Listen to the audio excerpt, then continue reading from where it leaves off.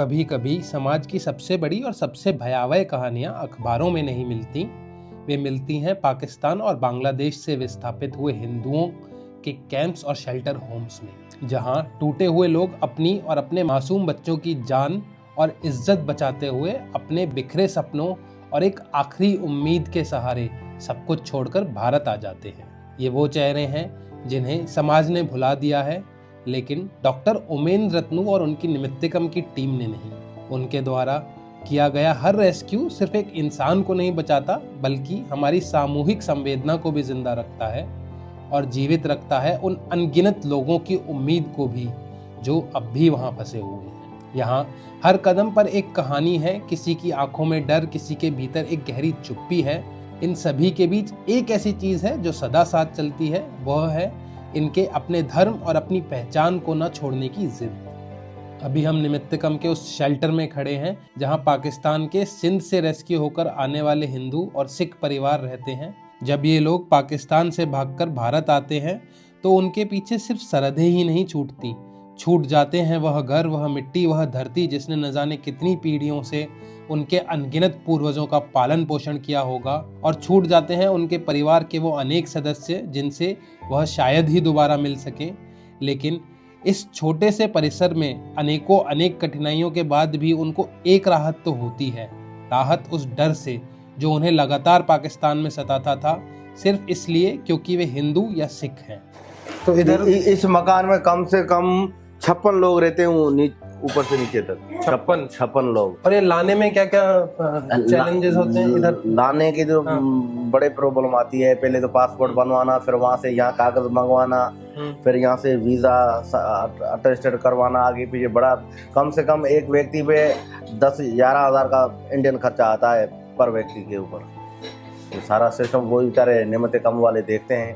ये लोग कोई अवैध प्रवासी नहीं हैं, ये इतिहास और भूगोल की उस अकाल्पनिक त्रासदी के शिकार हैं जो 1947 के विभाजन के समय शुरू हुई और उसके बाद से लगातार चल रही है। पूरा ऊपर से नीचे यहाँ तक भी, और आसपास भी लोग रहते हैं?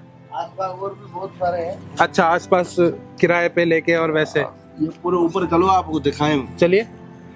ये सारे पहले के आए हुए हैं। अच्छा, जो इधर है? जी जी जी जी। तो इन्होंने यहाँ पे वो ये सब कुल मिला के डॉक्टर साहब का है, थोड़ा थोड़ा सहयोग साथ सब कुछ है। ये पूरी बिल्डिंग उनकी है। ठीक है। और आगे वाला?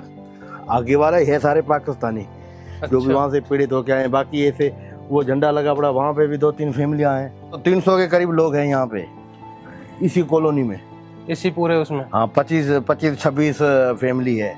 अभी छोटे बच्चे बेचारे स्कूल गए हुए हैं, बाकी तो काम धंधे के हिसाब से निकल जाते हैं। नमस्ते माता जी। किन परिस्थितियों में आपको इधर आना पड़ा था? क्या क्या क्या झेल रहे थे आप उधर पाकिस्तान में? कुछ नहीं है? नहीं, किस तरीके से? इसको भाषा समझ नहीं आती है, यहाँ की कुछ भी नहीं आ रही है। नहीं समझ आ रही? नहीं समझ आ रही। अच्छा। आप एक बार बताइए कि मतलब ये पूछना चाह रहा हूँ कि क्या पाकिस्तान में वहाँ पे वो माउंटेन कंट्री है, वहाँ पे परेशानियां तो है ही है। आए दिन अभी आज की दिन में हमारे गांव में एक लड़के को मर्डर कर दिया।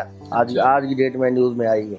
आप भी मतलब आपके गांव में से, मतलब मैं समझा। लेकिन हमारे जो यहाँ वो रह रहे हैं ना, वहाँ एक तहसील है खिपरो, वहाँ पे भी एक आज मर्डर हुआ है।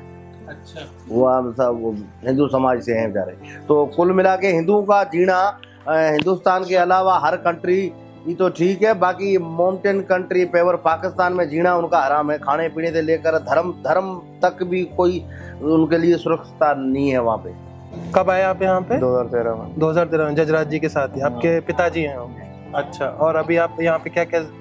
मैं निमित्तिकम में वर्क करता हूँ, जैसे कि कोई आते हैं उनकी वीज़ा वगैरह लगवाना, सिटीजनशिप दिलवाना। सिंध कभी भारतीय उपमहाद्वीप का सांस्कृतिक केंद्र था, लेकिन विभाजन के बाद वहाँ बचे हुए हिंदू और सिख समुदाय 1947 के बाद से एक गहरे संकट में फंस गए हैं, जहाँ पहले गांधी और फिर कांग्रेस तथा नेहरू की नीतियों ने हमेशा के लिए इनसे मुंह फेर लिया और इन्हें इस दलदल में मरने के लिए छोड़ दिया। वैसे तो ऐसी कई अनकही परिस्थितियां हैं जो इन्हें झेलनी पड़ती हैं, पर उनमें सबसे कठोर 3 वास्तविकताएं हैं। लगातार होता धार्मिक उत्पीड़न, आर्थिक व सामाजिक उत्पीड़न, और सुरक्षा की पूर्ण अनुपस्थिति। हिंदू होने की वजह से लोगों को धमकाकर जमीनें छीनी जाती हैं। किशोर लड़कियों के अपहरण और जबरन धर्मांतरण व निकाह के केस लगातार आते हैं।